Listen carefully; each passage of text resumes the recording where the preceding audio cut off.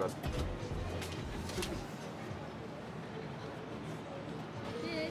Bonkers and British. Pretty much sums me up, you know. Crap, it's only Monday, shouldn't do that. Ugh. Save it for later. We're going to talk about the coming fight this weekend, this Saturday, UFC 252, Miocic vs Cormier 3, the rubber match. And who am I going to root for? Not that you can see properly. Stipe Miocic, my guy, the firefighter, the world's most coherent but not coherent man. I don't think I thought you was hurting him. The baddest man on the planet, the greatest heavyweight of all time, Francis Ngannou, is kryptonite. Ngannou, for those of you who don't know him, he just windmills and gets a bit lucky. Not that I'd win a fight against him anyway, 240 pounds or whatever. So, this Saturday, whatever the date is, August 15th, it's the rubber match, Cormier DC. So just to recap the first one, Cormier TKO first round, or KO first round. Second fight, Stipe TKO in the fourth round. And for those who saw it, one of the best adjustments or comebacks you could argue, because he was losing the first 3 rounds, no doubt. Got picked up and slammed in the first round. I'm just doing a recap for your sake as well, Kuran, if just in case. Yeah, I remember. But yeah, just in the fourth round, I counted 11 of these, but there could have been more, could have been less. Stipe started doing this thing where he was getting these left hooks to the bodies, and you know, you could excuse 2 or 3 because you don't really know, like you don't really notice them. But with Cormier, I know he was going for the eye poke game as well, so that's why his hands were always up. But with Stipe, he just did this adjustment, he kept going, he was just so blatant about it, moving forward, left hook to the body, left hook to the body. And I personally counted 11, I'd have to rewatch how many he actually got, but he just took the gas out. We've all been winded before, you can't do anything, that's it. Even if you win the Diaz brothers, who've got the best cardio in the world, it's almost game over. So yeah, he did those, on number 11 or number 12, got that body hook in and just ended the fight with a pummel of punches. Did some very nice footwork after the fight, a bit of Irish dancing. So you got the third fight, and obviously I'm a big Stipe guy. I've been rooting for him because, I don't know, I feel like Dana's always rooted against him. He's always been like the underdog. And he's come back to have like the longest winning streak in heavyweight history, I believe. And I had to buy his shirt, you know, just to, even though I kind of got ruined in the wash, but you know, I will survive because there's bigger problems in the world. So anyway, I believe with Stipe, 2 things. I do believe that because it's definitely Cormier's last match. It could be Stipe's last match. There's a bit of bad blood right now, I think. Obviously, when Stipe was in lockdown in Ohio and he was working his job as a firefighter, DC was talking crap about how not wanting to fight him and whatnot. So I think he's really going to come for it as well. And I predict like a really back and forth scrap.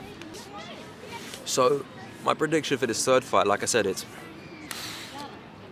pretty much, I don't know, Kuran, if you heard anything, it definitely is Cormier's last match, isn't he? Yeah, I believe it's his very last match. Yeah. Like literally on his contract as well, I think. And he's like he's 40 something, I believe. So his days are over. I believe Stipe at 37, and it's just the fight is days before his 38th birthday. He's accomplished everything he wants to. I think he shut Dana up, he shut the fans up, the haters, the doubters, very decisively as well. So I think like he might retire as well. So this could be his last match. I don't know, maybe I've missed something, so don't get upset with me. But I see him really bringing it. And I see like a really big back and forth, give it everything you got. Like Diego Sanchez, Gilbert Melendez kind of back and forth. Yeah. That one at UFC, was it 166? Mm-hmm. Oh, that was one of the great, that's going to be inducted into the Hall of Fame. Diego Sanchez, just on a side note, will be in the Hall of Fame. One, for being one of the original tough members, but just also some of the scraps he has. But anyway, I reckon it'll be like that Melendez-Sanchez fight, the constant back and forth. And yeah, DC will try and do some wrestling. He might get a bit there, but Stipe's going to get up and they're going to scrap. And I predict that Stipe will win. He'll scrape a split decision. If not, the plan B, my strike force plan, the backup, I would say with his boxing, he could possibly get a TKO in the first round. Hopefully I get one of those predictions right, otherwise I look like a right to be honest. But that's my take, and that's just the main event before we dissect anything else. I want to also ask Kuran, my mate, who is also a big MMA fan, what would be your take? I think it's going to be a good fight. I think. Great input, thank you. Yeah. It's all detail there. I think it's gonna. You paused for that? Well, we know it's going to be a great fight. I think the question is, does Stipe now have the answer? He lost 3 rounds and then he won the 4th, or did he find something that he didn't have before? Like, we don't know. We really don't know. Would it be too hard for you to make a prediction then, on like who, or at least have 2 predictions like I've just done? My UFC yourself. and then the Strike Force Plan B prediction. Yeah. Well, I'm not all that sure. I think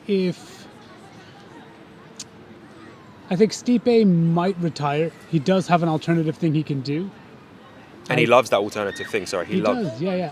I think if Daniel Cormier loses, he might come back for legacy's sake. He would. I think he's got that pride in him.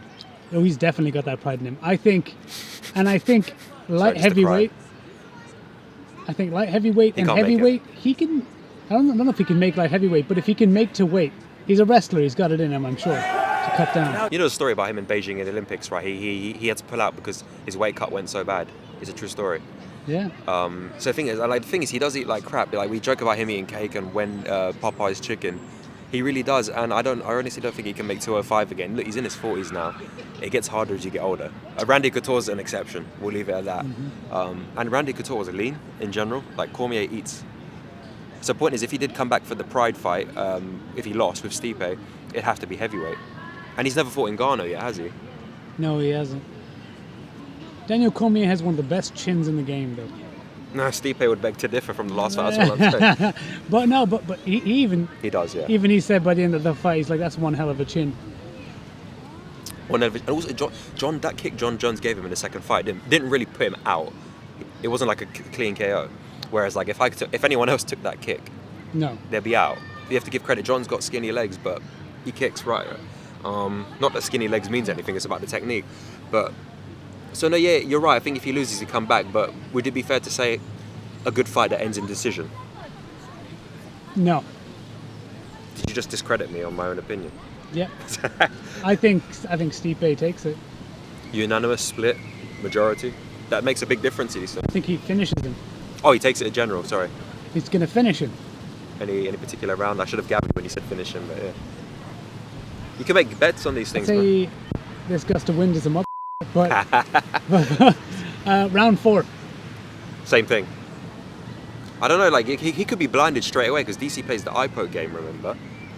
Cormier's always had this problem where he'd rather absorb certain shocks, like certain strikes, he'll just take them. How did that go for him last time? Didn't go well. Let me take 11 body shots, it'll be fine. What's the name of that coach? Roach? Freddie Roach. Freddie the boxing Roach. coach. Yeah, boxing coach. He calls it water in the basement body shots. Stipe is going to put a lot of water in Daniel Cormier's basement, and that's a 40-year-old basement. So Yeah. And if you remember, Stipe is kind of like in combat sports, he's a boxer by trade, as we've seen. Yeah.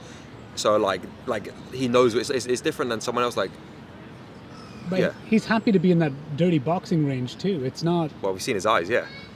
Yeah. The man's in glasses now. Because obviously a lot of it's to do with the eye injury. Yeah.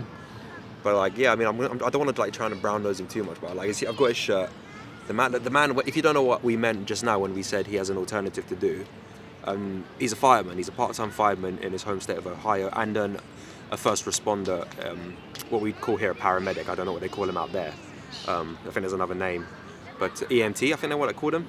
So he has those 2 part-time jobs outside of being a fighter, and he loves them. And the man's minted at it as well. So however this fight goes, I want him to win. I think he will win. He's got so many options to go back on, and his disclosed payout alone from his last fight, I think, nearly reached $1 million, and that's not even including pay-per-views or anything. So the point is, he's set for life. He's got other jobs. He's got a kid. He's got a family.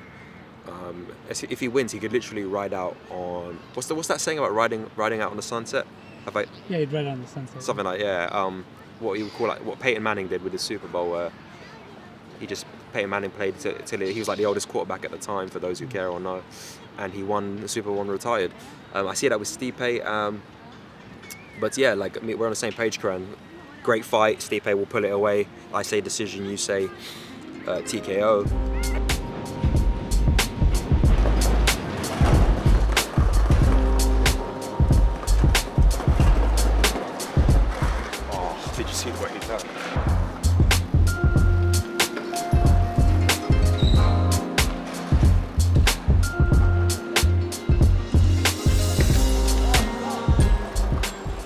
amazing. And it's always good to have a book on you because it just gives that image that, you know, you're well-read, you're smart. I mean, even if you don't read it, you know, you could be some sad sack on Netflix the whole day watching slapstick comedy with laugh track, but if you have a book, but considering we're in lockdown, this is quite funny. All right, good morning on this ridiculously beautiful sunny day.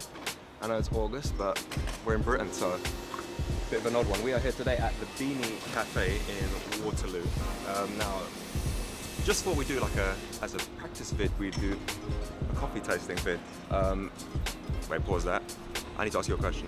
Had a couple of people recommend this to me, and not that I'm an aficionado, but you know, I do love an overpriced coffee with a slice of avocado toast and organic almond milk because it means something to me. So yeah, we'll go and try, see how it goes. Ordered a half-price cappuccino. Or like you said, it might be 260.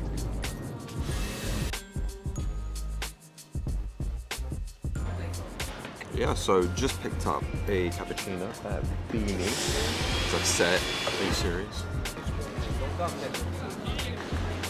So, as I said, we just had Beanie coffee, and this cappuccino, it's really good. Get that thing on my face. I believe the co-main event on that card, this coming card, is Sugar Sean's on it. Ooh. Which is, because he only fought a few months ago, probably got one of the knockout of the year contenders. It's interesting because he made a big deal, at least the past couple of weeks, Sugar Sean, about doing trash talk but not taking it too far. Like, 'cause he was commenting specifically on he didn't want to do what Conor did, and obviously Conor took it too far with Habib. We got the family and the religion involved. So I'm interested to see how, let's see how Sugar Sean like just plays out everything for these next coming years, because the guy is just he's a draw. Would it be a pay-per-view star? It's too early to say yet. What do you think? He's 25. He's up and coming. I'll say next 3 years he'll really solidify himself in numbers. I think, yeah, and I think I hate to say it because he's 12 or 13-0, and he's fantastic, and he's not really arrogant, but I still think he needs a loss to wake him up. Like Nate Diaz woke Conor up with a loss. Conor woke Dustin Poirier up with a loss, and like Dustin now is just scary as that fight with Dan Hooker with no crowd. You could just hear those shots, and it wasn't as bad as hearing Gaethje just take out Tony. Obviously, that legitimately hurt to watch. The way he flinched away, I was like, Justin Gaethje is a f***ing demon. He's a demon. He's got a will. He doesn't he literally just doesn't care about the brain cell, and having no crowd. I wouldn't say that. He was very clever and tactical. There was a time where we would have said, yes, he's the most entertaining man to watch. Justin Gaethje's on the card, sign me up. But I think he positioned himself as a legitimate threat. To anyone. I don't care if you're light heavyweight. I don't care.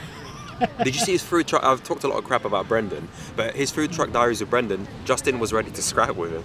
He could do it. Yeah, he'd do it. He was baked on the interview, but he's still like, he called it, Brendan basically said, you throw caution to the wind, you're sloppy, kind of. And no, he's not. No, to be fair, at the time he was. Yeah, true. He's changed now. Yeah. But it's just the way he called Brendan out, and he was just leaning in. He's like, "You want to go?" And he was like, I'd say Eddie Alvarez and Dustin Poirier woke up Justin Gaethje. They gave you a new Justin Gaethje, and that Justin Gaethje did something that was legitimately hard to watch against Tony Ferguson. Which was like, no one expected Tony Ferguson to ever scream and run away. And it's funny because Tony obviously was pissed about the stopping. And that's another thing. Fighters always say, they always moan at referees like Tony was not happy with Herb Dean after that initial stoppage against Gaethje. They say we're in there to die, you have to let us be killed or be killed. But it's like, if we're going to take this literally, like, are you serious? You see that you're like, especially with Colby, like he was not answering punches. Like Mark Goddard would lose his job if he just let you lay there and get smacked up for the rest of the 5th round. You need to talk that big game, though. It's just cringy. Like Darren Till, he actually gained some respect from me the moment he was like, I'll fight anyone except for fucking Yoel. Yeah. That man is fucking scary. Yeah. And you're like, yeah, I respect that. You're telling the truth. But because most fighters aren't truthful, they have to lie to themselves regularly. There's an element, like, I can't step in a ring and fight another human being. You f***ing nuts. Yeah, like, how many people call out Ngannou?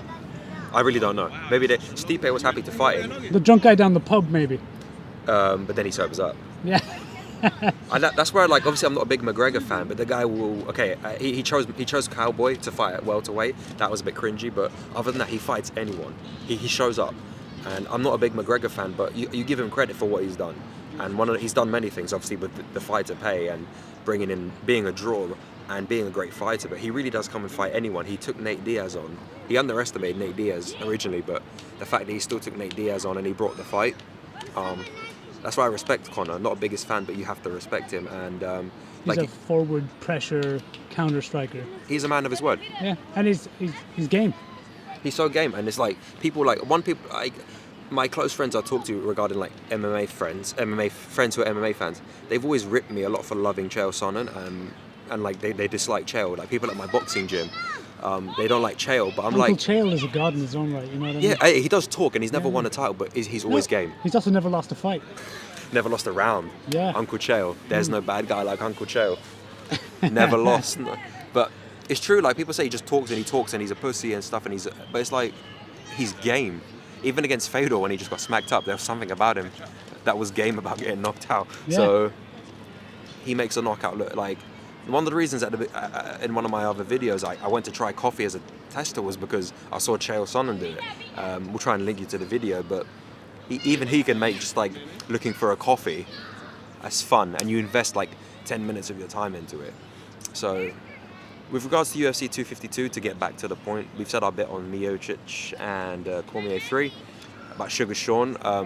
Yeah, I mean, like I said, I think Sugar Sean, after a loss, I don't want him to lose, but I think whenever a loss comes, he's going to just come back so ridiculously dangerous, and he's going to be a huge draw. And like you said, Kuran, give him 3 years, I think he'd be a champion, and he would have like solidified himself in terms of numbers. And I know this sounds bad in terms of doing a UFC 252 preview. I don't really know any of the other fights on the card. Pardon me. So yeah, that's my take on at least the co-main and the main of UFC 252. Do tune in. We're very lucky here in the UK. We can just watch it on BT Sport and spend what was it, $65 I think on a pay-per-view. Nuts. You know what I mean? Like if I was a huge Conor fan in the US and I paid $65 for that 46-second return, I think I'd be pretty pissed because no other fight on that card. Like I love Holly Holm, but her fight was boring. Yeah, but it was the introduction to the new drills at every gym, shoulder strikes, right? Everyone's like, you practiced your shoulder strike on the bag today? When my gym reopens, not that shoulder strikes are legal in boxing, but doesn't mean they don't get done.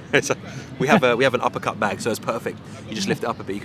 You can time it, and then there's a I don't know how to check if your shoulder's conditioned, but we'll find out. You know. Interesting. I forgot what my point was. Sorry, I was on a tangent. Mm-hmm. But yeah, no, just making a comment. That's the thing. We not for free, but we're not paying £65. I remember one great comment I read on YouTube about Aldo McGregor. I think that was the fight, the 14-second knockout. Someone commented, "I'm sick of blowing my weed money on these quick knockouts." Because obviously in the US, I'm presuming it's US, they're paying for these pay-per-views. And then again, we're not winning here in the UK either because we have to get up at like 4 a.m. to watch this, or we have to stay up, and it's not as easy. So, but then again, like we're paying nowhere near that $65 or whatever it is. So, can't complain. But you know, I'm staying up this Saturday to watch Stipe win. Hope you are too, and hope you found my waffling insightful. And stay tuned for random stories on Stefan Bonner. I don't know. We'll talk.